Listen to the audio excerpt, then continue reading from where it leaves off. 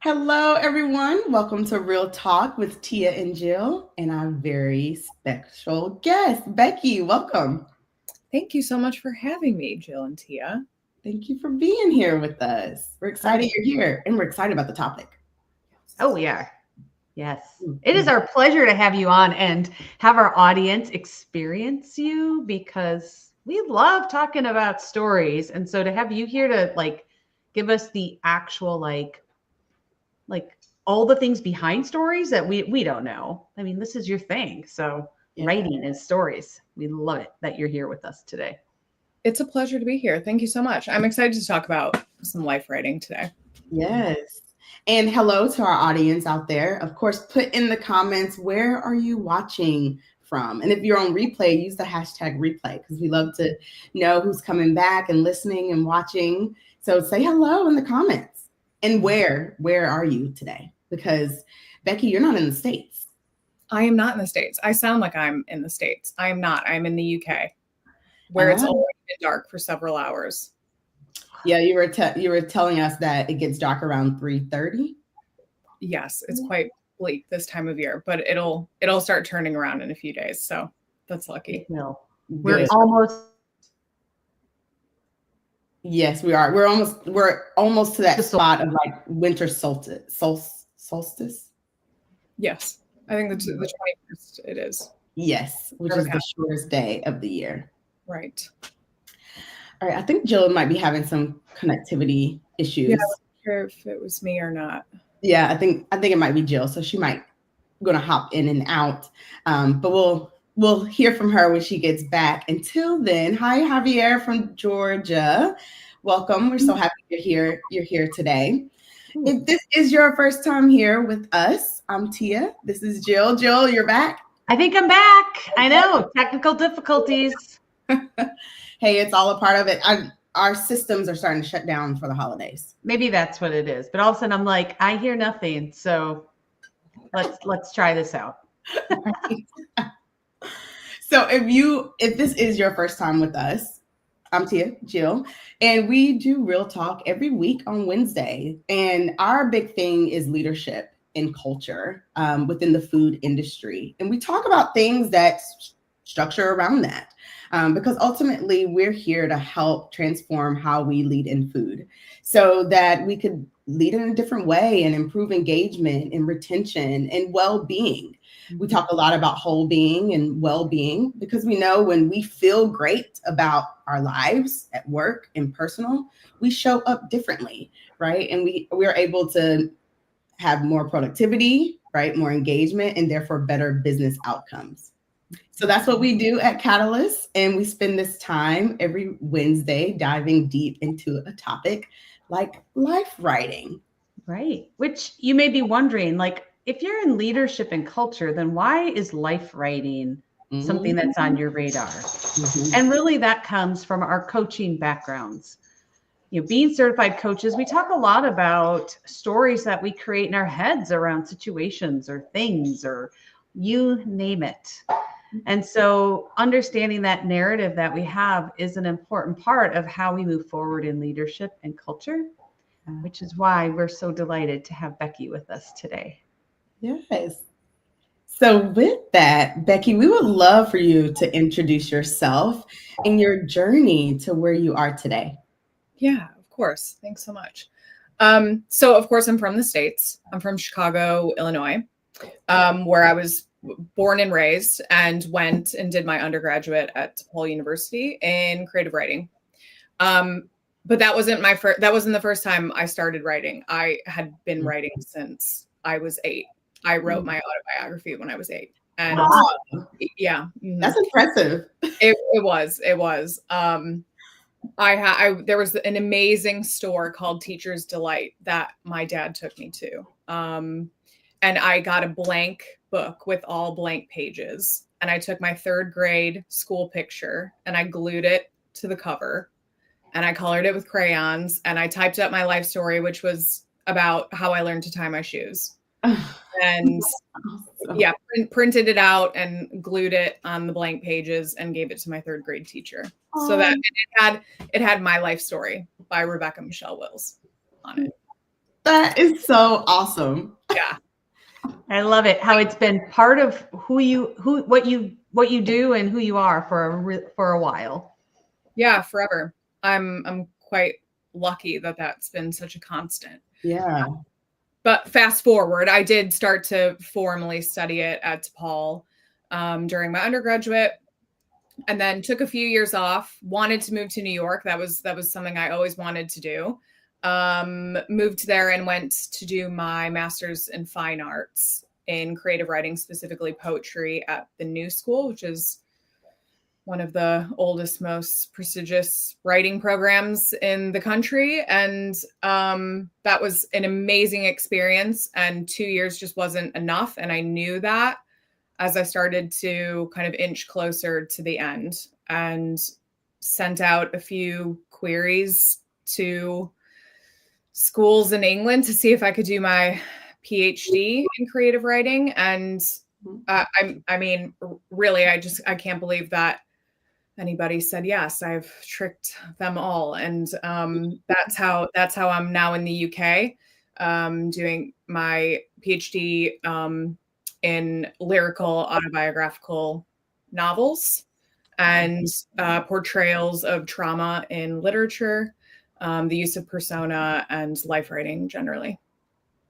Wow, that's amazing. Yeah. That's amazing. I agree. I think you are very lucky to have picked up this passion so early in life and being able to refine it. And it sounds like, you're sure on many levels that like this is your passion and this is what you want to explore. And I love it that you continue to go down that path. Like you knew this wasn't enough, you needed to do more, and you pursued it. And I know that sounds probably much simpler than what it was, but I just love this. I just love how you have this passion and you follow it, and refine it. Yeah. I'm not sure I have a choice so much. I mean, we always have choices, but yeah, it definitely feels like the one kind of core thing about me. It definitely feels part of my identity, and I do feel lucky for that. It almost reminds me of stories where people say like, I didn't choose that. It actually chose me, and it just flows through. And as you tell your story, that's what I kind of had come up in my mind, where like all these like moments in your life, it seems like writing has come in and is with you yet today, and you're sharing that with others. Like what a gift. Yes. For you and for all of us to be able to experience that and talk more about it. And I'm going to say even experience it in new ways. Yeah. Yeah. So what is life writing? Yes, I'm so glad you asked. It actually isn't a term that's used much in the States. And it's something that I was introduced to. I mean, the concept of life writing I understood, right? And that was something I was engaging with forever. But the term life writing was really introduced to me when I was immersed in UK academia. But it's perfect. It is exactly what it sounds like. It's an all-encompassing term for, writing about your life. So it can be autobiography, it can be biography, memoir, poetry, a screenplay. It can be a LinkedIn post. It can be a journal entry. It can be a day in the life to a complete whole life. Right?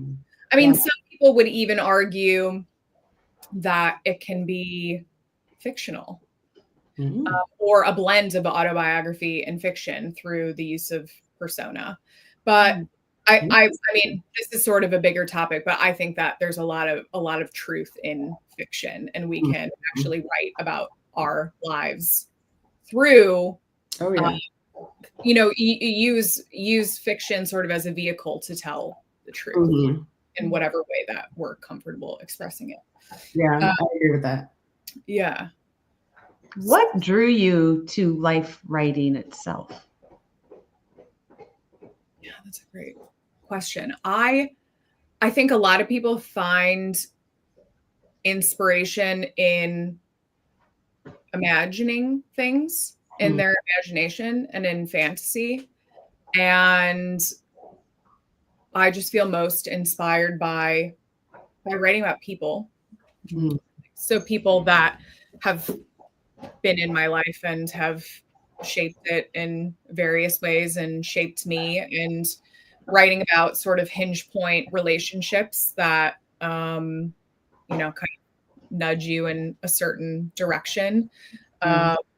Writing about dynamics, collecting things. Something I talk a lot about in my workshops is how to think and observe like a writer throughout the day.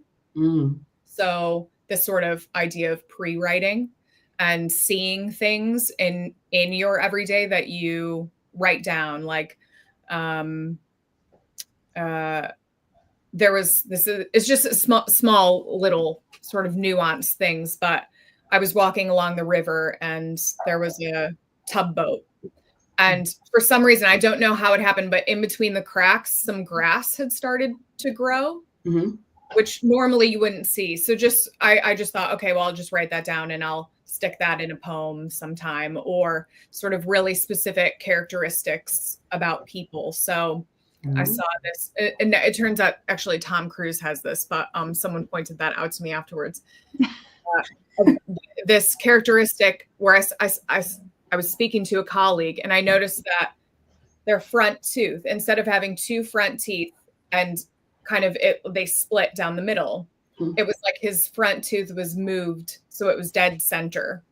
And I thought that's just a really kind of poignant little detail about a person that it's more important, or it's more interesting to read about than their hair is brown or 5'5".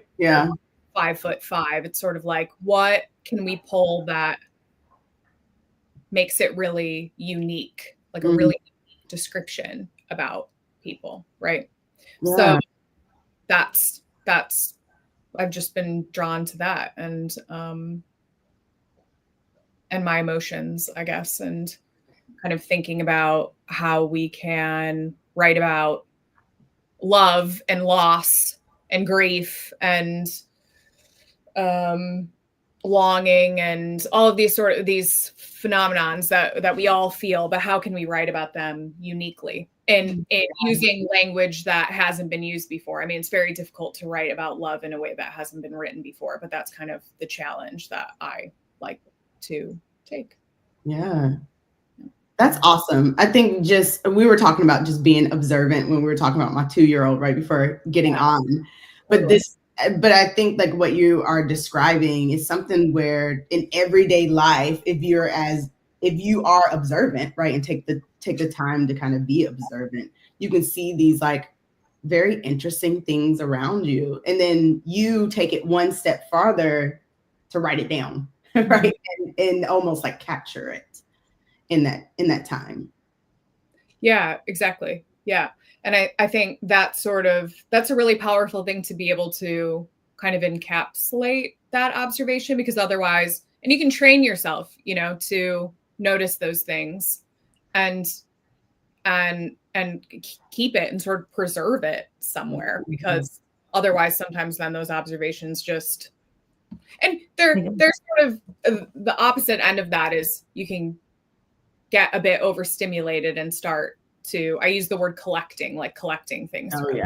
You can start collecting a little too much and thinking, you have to shoehorn in quite a few observations into your current project. And so, there's a balance, but you don't want to let them go either. Right. No. But I think that's also this really valuable and almost a sweet spot when we think of our human experience, because our brain, like you said, is collecting things all the time, but it's also screened out all the things that aren't threats to bring to our level of attention, because we just don't need to waste our energy on those. But those are also some of the things that tell us about our behaviors and our just those habits that we have that we don't notice on how they interact with us or how they affect and impact others. So I love this space of like how you invite people to think about observing things that are probably here in the periphery all the time, but we've kind of shut down that awareness. Yeah. Which I think this is also something where it is extremely helpful to leaders, right, in spaces, because it's not, and I want to dive even more into this, like just around like the self-awareness for ourselves and being more observant and collecting, right, these opportunities or these moments almost that you have with others, that you're interacting with others. But like Jill, you said that it also impacts how you see others or how you interact with others. And it just made me think, like, this is one of the reasons why sometimes it's so difficult to give like positive feedback, because we don't collect them because it's not a threat, right, to us. So we know these good things are happening. We feel good about our team. We feel good about that person, but we're not able to say, Becky, you did such a great job during this presentation because of XYZ, because it just kind of went in, we felt good about it, and that was it. Versus like things that feel like a threat, for lack of a better word, that didn't quite sit right. We collect those things, right? And we're more likely to keep those things in our head. But as leaders, we have to do both. Right? Like we have to remember and collect all the great things that are happening, to give back to that person or to even give ourselves or the organization, while also paying attention to the things that we might want to give, constructive feedback to. Yeah, that's really an interesting point. I think part of the, the way that I run my workshops is I want to facilitate a really safe and encouraging space. And that is by admiring, and I genuinely do. It's not just because I want to create a safe psychological space or anything. I genuinely always find something to admire in what's in a piece that somebody's submitted. There's always that. And I'm sort of observing just their own writing. I'm sort of collecting things just from their own writing. But that's what fosters connection, is by people kind of being aware of people's ambitions and noticing when they've taken risks and acknowledging when they've made really important connections and when they've been really brave. And then witnessing that and then saying it out loud to them. And I've seen two people that probably won't ever talk again. They may not talk again outside of the workshop, but they have come from two completely different worlds and really shown up for each other and really connected both synchronously and asynchronously, reading each other's work. And I still can't quite work it out why they clicked the way it did, but I saw it, Yeah. And then I've seen people who I think have their dynamic as a heartbeat, whether I put together a schedule workshop or not. They'll just be friends for life. Yeah. Nice. That's true. So Becky, you've talked about this workshop a couple times, but we haven't talked about like what is this workshop? Will you tell us a little bit more about this workshop? What inspired you to start these workshops, and even like what you see, like what impact you see on participants as they go forth after the workshops? Yeah, of course. So it's a 12-week experience that includes 3 seminars and 3 small workshop groups. The seminars are the whole cohort, so everyone who's joined for that 3-month segment. And we all get together in those seminars, and we always read, because I don't think that we can write about our lives without reading about how other people wrote about their lives. And we can either take something from that and say, I want to imitate that because that was quite effective, or we can say that didn't work for me and I want to depart from it. So either way, we get inspiration, right? And we don't just say, I liked that or I don't like that. It's we sort of think critically about, we read it like writers, right? Mm-hmm. I like to keep people reading. I think that's a huge, a preventative measure to writer's block. That's kind of my philosophy. So we always do that. I talk a bit about practice and technique, but I think everyone's different and certain things work for certain people. So it's certainly not, there's no rules or guidelines necessarily, but I throw out some ideas and we talk about practice. And we do a writing exercise, which is usually pretty evocative and may not always translate into a submission piece or anything kind of crafted, but it's a stream of consciousness and it helps us get to know ourselves, not just as writers, but as people. So I think that's really important too. Those are the seminars. And then we break off into small groups for workshop. And the workshops functions similar to how I said, where we witness each other. We read our pieces out loud. We talk about our ambitions for the piece and where we might go and maybe questions that we want to ask one another on what they saw, like what kind of the primary emotion they felt was, or kind of the underbelly of it. And it's I think I told you guys this before, it's 70% writing and kind of 30% a support group and social experience. And it gives people an opportunity to capture, what it's like to be them and live in their lives. So we go back and forth between the seminar and the workshop for 3 months. And then I create, I think it's a really nice sense of finality. I create a little book where I publish samples of everyone's work and then gift it for taking the workshop. And that's quite a nice way to encapsulate that whole experience and think about everyone's work as a collective whole. I like that. Yeah. That's awesome. I love the way you talk about it, like a self-discovery. Through this writing, it's like we feel like we know ourselves, but through this writing, through your writing workshops and cohort, you're able to just discover yourself and put emotions, right? These words to the emotions that you have. And I like that, like describing what it's like to be you. I don't think we take time to do that work. Yeah. And I have seen, and to Jill's question, how I feel it's affected participants' lives. I mean, everyone's starting from a different place. Some people have practice doing that. Some people come in and they've already been journaling for a decade or their whole life. Some people, it's interesting. You can see someone really jump from the first submission to the third submission in terms of being open and honest. You can see quite a big jump, or you can see somebody just grow in little ways, but they started off so strong. They had kind of a foundation. Yeah.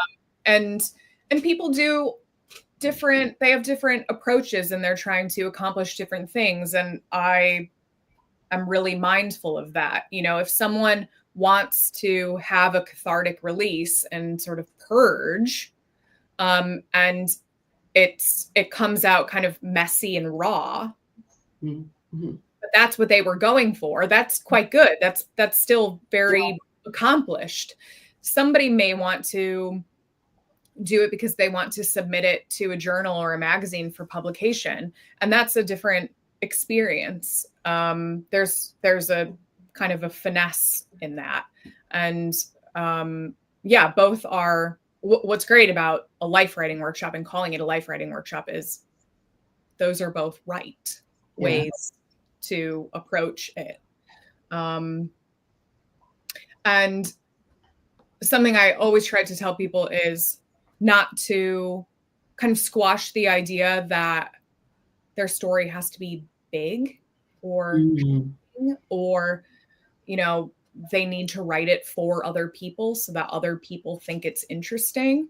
And that is just not the way. I think you have to write for yourself. You have to, it will be more interesting to your readers ultimately if you think it's interesting and you care about it and your heart's really in it, right? And I think that's what makes good, authentic leaders, is when their heart's really in it, because you can sense it when it's not. You may not be able to put your finger on it exactly what it is, but it's just sense it, and people can sense that. So agree. I encourage everyone to write for themselves. And I think one of the most amazing things I've seen is a woman who was so jazzed to take the course. She always wanted to write. She always wanted to take a writing workshop. Her parents gifted her the money, I think for Christmas or her birthday or something, to take it. And she was very acutely aware of what day it started, what time it started. You know, it was March 7th at 10 a.m. Pacific time. And she came into the Zoom room and there were people from all over the world. And she was totally in awe. Yeah. And she said she just shut down. Like, we got to the writing exercise and she just couldn't come up with anything. And she thought, this, you know, I've been waiting kind of my whole life for this moment to take this life writing workshop, and I'm totally frozen. She said she started to cry and just couldn't get anything out. And and I told her to write about what that was like, because there's a lot you could learn about, you know, when you couldn't write and why you couldn't write. And so she wrote a whole submission just about taking a writing workshop for the first time and shutting down when we got to the writing exercise, when I asked everyone to write their life story in 10 minutes. That was the exercise. And it was the most amazing piece you could ever see. It was just, and then it ended with just her finishing her day off at work in this sort of mundane Thursday. And but it was so dense with kind of a reflection and introspection on why she froze in that moment. And it obviously had to do with quite a lot of her past and thinking about her life story at that time and what it would be like to share that with somebody else for the first time. That's so interesting. And just how much she learned about herself, just writing how she felt in that moment, right? And what was happening, which is a part of her life, right? Like, that's a moment in time in her life to capture. That's an amazing story. It certainly was. And she's still writing to this day, and has, you know, I think it was kind of, I mean, it was an amazing story, but it was sort of a slow, it was a kind of a trickle in for her, and in how much she was able to share and be vulnerable on the actual content that she needed to write about. You know, it took her a little while to write what she really needed to write, but we started off there, and I think that was a good entry point. I'm curious, who typically comes to your workshop? Who's typically drawn to life writing and this opportunity you have? There's a pretty good range, but, you know, a lot of coaches. A lot of coaches. I would believe that. The program. Yeah, I think it, you know, it has to do with we value this narrative experience to explore. Yeah. And I think, you know, coaches aren't, or have learned to not be afraid of what's really going on. So I think they want to kind of tackle that head on. And so I find a lot of coaches really do well, but I think anybody can. I've seen I know that everyone can write. I have evidence that people want and need to, and with absolutely no training, just the willingness to do it and a safe and encouraging space, I've seen better writing. Not that I'm the judge necessarily, but I've seen better writing than I saw at the New Schools MFA program, hands down, from just people who have never done it before. Yeah. Wow. It's amazing what we can create when we give ourselves permission. Mm-hmm. And then have a guide. It sounds like you're kind of a guide for people. Is that a fair description? Or are you like, it's more than that? No, I think that's it. I think I don't feel that I teach anybody how to write. I think that I teach people how to change their mindset and give them permission. Permission's a huge, important word. The permission to do it, the permission to value whatever story they think is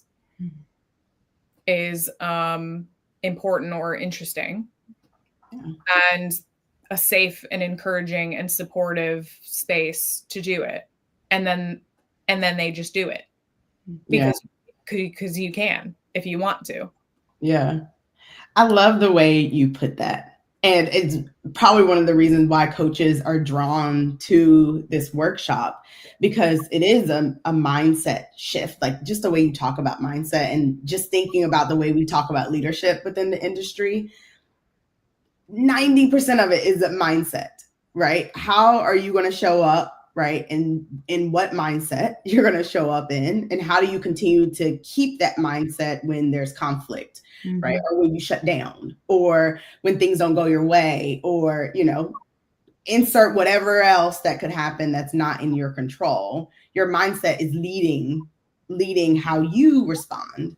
And the more you know about yourself, the more you can feel those emotions without having a reaction right away, right? So you can be very thoughtful on your responses.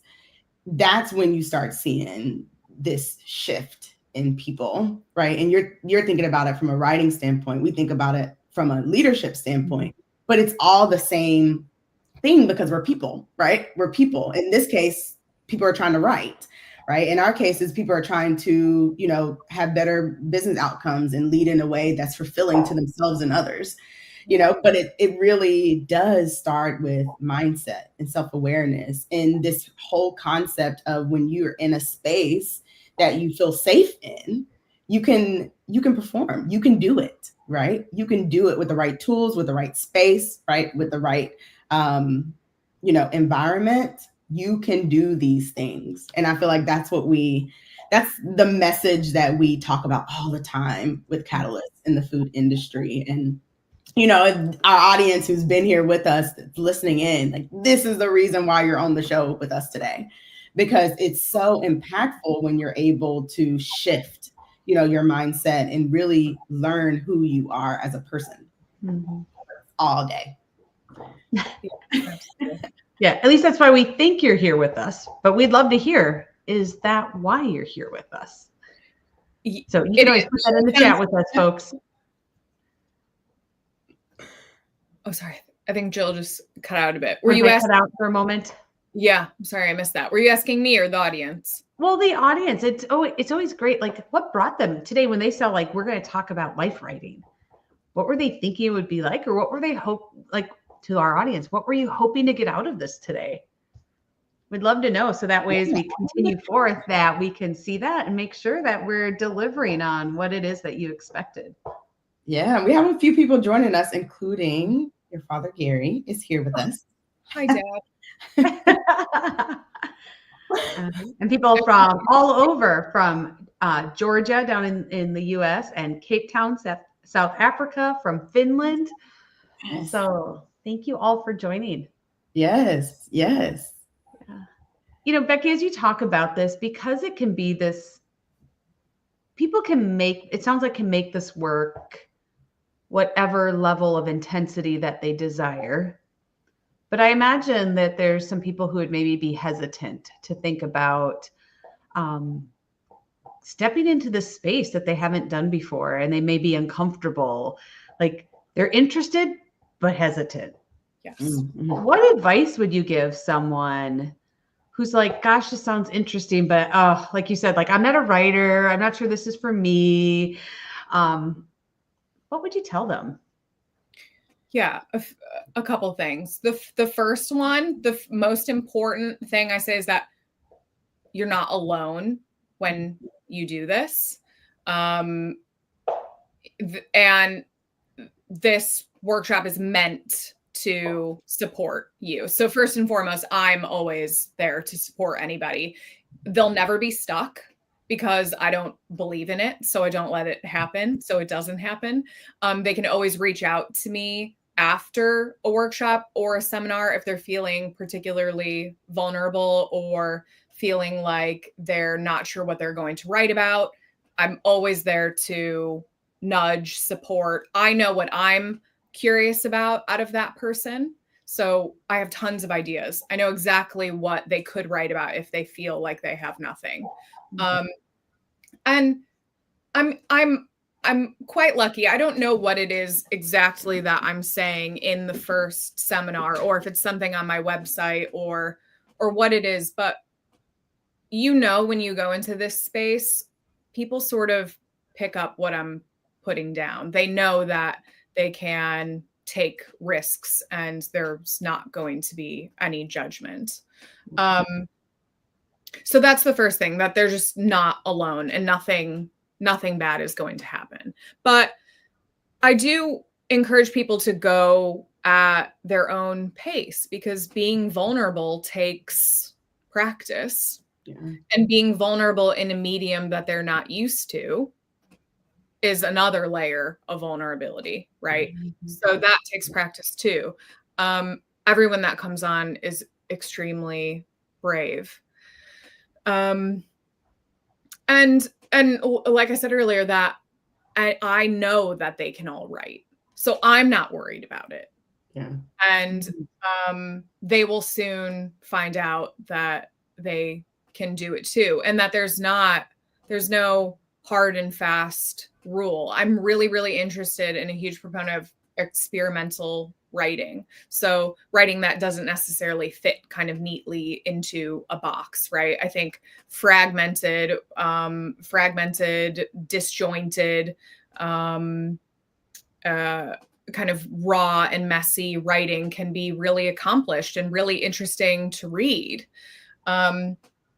And yeah, I show people examples of writing that isn't kind of clean and polished and mainstream. And I think that really helps. Yeah.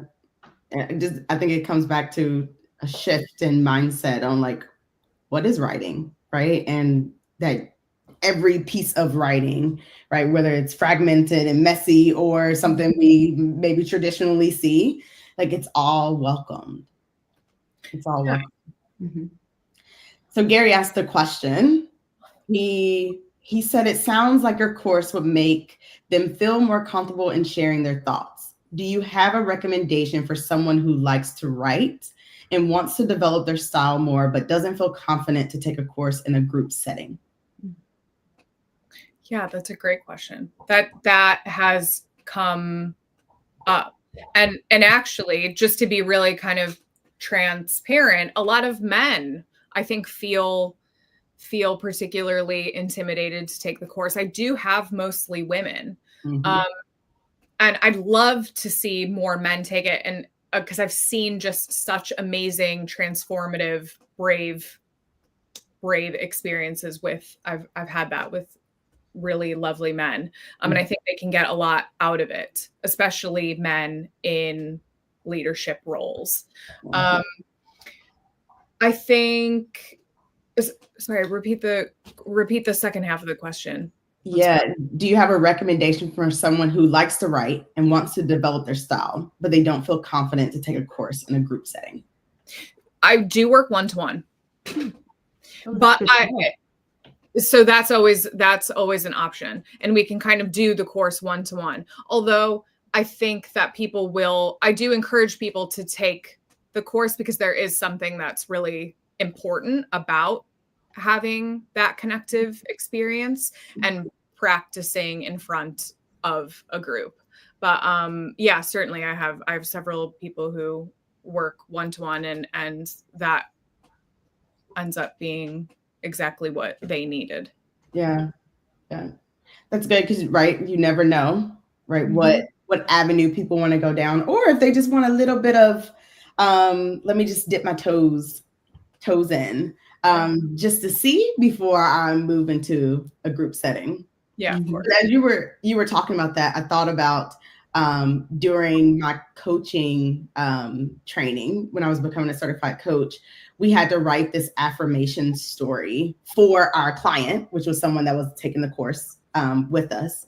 And we basically had to ask them all these questions of their goals, basically building a story for them that's centered around affirmations. And my client was a male. He was one of the few males in my cohort.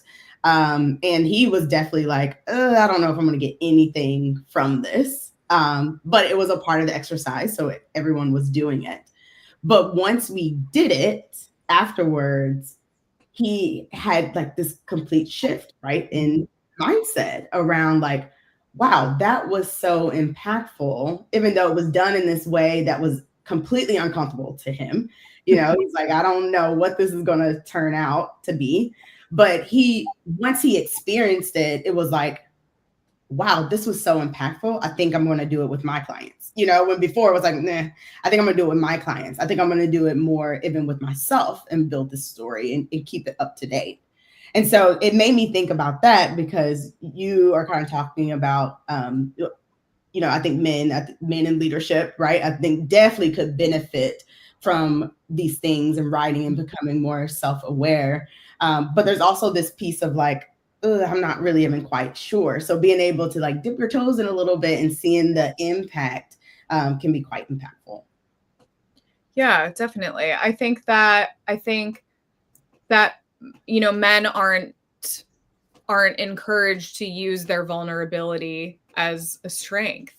Right. And I think people would really see it, and kind of what we were talking about earlier about you can tell when a leader is not being authentic. You may not be able to kind of put your finger on it, but you can sense it. And men that are comfortable, and you guys were talking about well-being, men that are interested in their well-being, which is something that I think Life Writing really promotes. Mm-hmm. Men that are self-aware, interested in well-being, present, confident, comfortable, connected. That's what better leaders. Yeah. As you talk about this, Gary has another question. So I want to bring that in because I think it also plays to this, not only this space that you've created for people, but even how people build connections. And part of that is through vulnerability. Mm-hmm. But the question is, do you see a build in camaraderie between the students once they have a few sessions together? And I imagine that's in part because of some of these connections. Like, what do you notice about students as they begin this sharing? Yeah, I see it right away. Because the magical thing about writing is that you can connect with people asynchronously. So you read their piece before you show up for the workshop. We read it about, I try to make it available about 5 days before the workshop so that people can read it once, kind of think about it, let it sit with them for a few days, think about it critically so that they have something, they come prepared. I always have people include artist statements, which lets their readers know and the people in their group kind of what they were hoping to achieve from the piece. And, when you read a book that you picked up at Barnes & Noble or Waterstones or something, you probably don't get the chance to speak to the author. Right. Yeah. So the fact that we read each other's pieces and then see each other, read it out loud, hear it out loud, and then talk about it with the person, it's instant. It's just magic. Yeah, it's just right away. So by the first workshop, I feel, I mean, sometimes we even go into it, I feel that we already all sort of know each other. There's always a group chat going. And yeah, so it's just right away. It's amazing. It doesn't take a couple sessions. It just doesn't. That is amazing. Yeah, and building that community. And I think the part that I love hearing about that is, it's because this space you've created, you've intentionally created this with this shared purpose that's very clear, but then also that invitation and kind of the permission we talked about. And so the magic that happens there is really the same type of things that I think about, like we're always trying to have, not only just in life, but at work. And so, how building on these skills that we all have, but some of them are a little bit more buried, or we haven't used them so often, or we need to brush them off and kind of bring them back to the surface or dive into them a little bit deeper.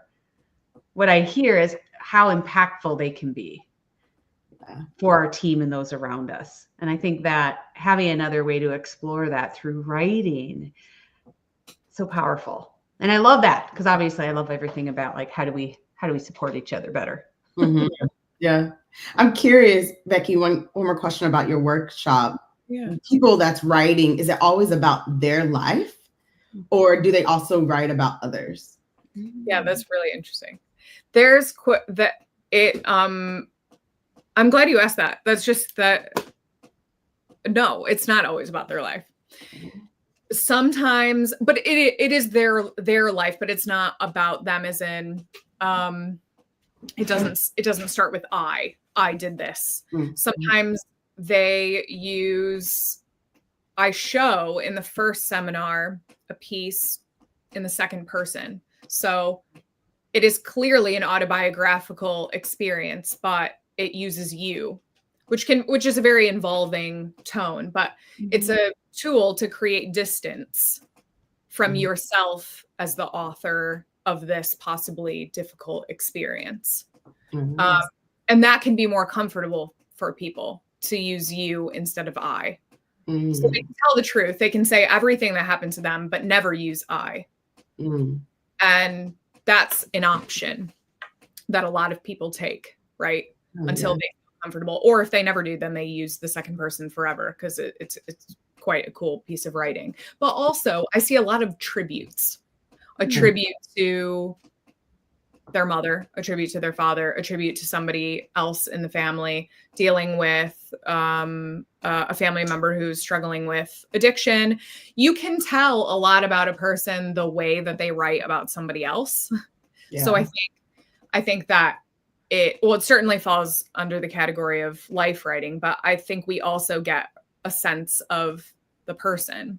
If somebody seems to be, I mean, certainly coaches, I think by the third workshop, always want to take the opportunity to really challenge themselves to write about themselves in a very pointed way.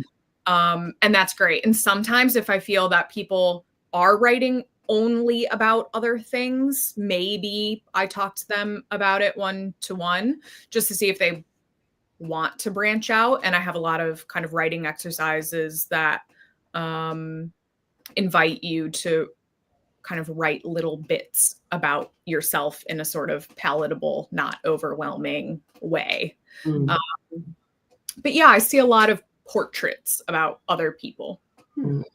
Interesting. Yeah, it is. I was curious. Yeah. Wow. Yes. All right. Well, our time always goes so quickly. So as we think about, like what people are taking away, what would be 2 or 3 things that you hope our audience walks away with today? Write for yourself, because you will create more of an impact. If the same way you should live for yourself, so that you take care of yourself first so that you can show up better for other people, you are going to ultimately have a better story if you are sort of self-interested in that way. I always felt I always saw at school in the academy, people saying that they wanted to write to help other people. And I always kind of felt selfish. Like, why I just want to write because I just think it's fun and I just can't help it. And does that make me kind of a selfish writer? And no, I've decided that that is absolutely not true. Write for yourself, look out for yourself, and you will create more of an impact for other people and connect with people ultimately better and stronger. You're not alone while you write it. This is, there's something about this space that's safe and encouraging, and you can take risks, and people are going to be there for you. And and you just can connect with people in a way that you wouldn't normally be able to, and you won't be able to through a verbal medium, right? And this isn't, and really what's cool about it is this is sort of, you're going to read things that you're not going to find anywhere else. This is, I'm picking things that aren't mainstream. I'm introducing people to really kind of underground, non-agented authors. This is a place for exploring experiments from other people, and encouraging your own. Love that. And then we've talked about the workshop, obviously. How do people sign up and be a part of this? OwnYourLifeWriting.com. OwnYourLifeWriting.com. OwnYourLifeWriting.com. Obviously connect with me on LinkedIn. Send me an email at Becky@OwnYourLifeWriting.com. The next workshop is January 16th. That runs through March.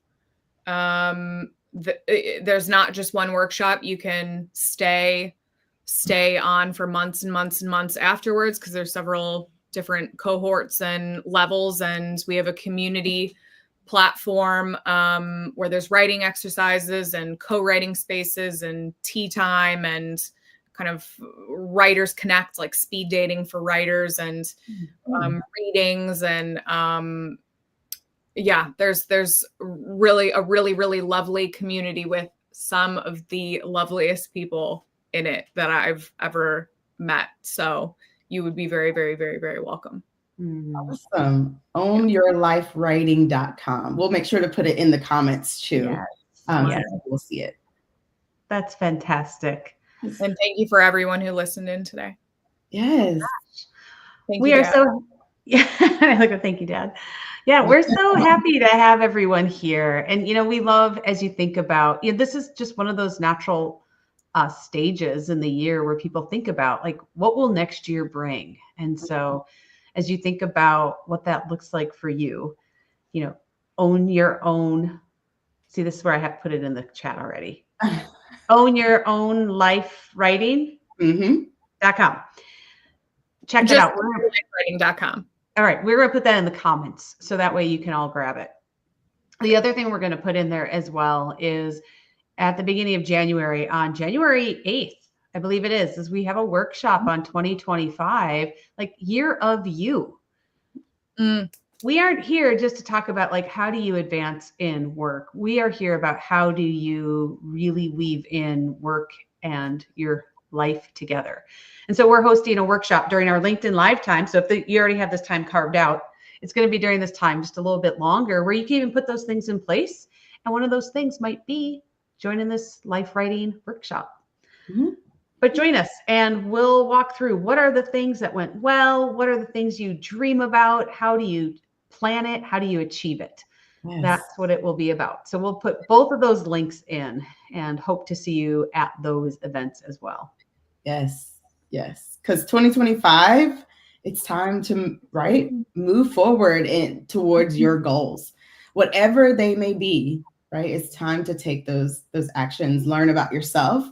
Right. And Becky, I love the way you put it, like, do these things for yourself, because can tell, right? When you are not really learning and loving yourself and moving in that way, people can tell. People can feel that something's off.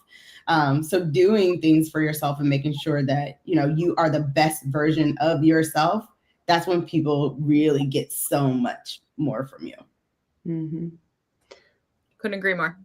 Yes. Well, thank you to our audience for joining us. We're so glad you're here. Thank you, Becky, for guiding and being here with us today and sharing this amazing, you know, this new space for everyone to think about and an opportunity. Yes, I definitely learned a lot today. So thank you for being on the show. Thank you, Jill and Tia. It was a pleasure. Great. Awesome. So we'll see each other later on. If we don't see you before the holidays, please happy holidays to everyone. And we hope to see you all at our workshop in January, the new year. All right. Bye, everyone. Have a great rest of your week. Happy holidays. Bye.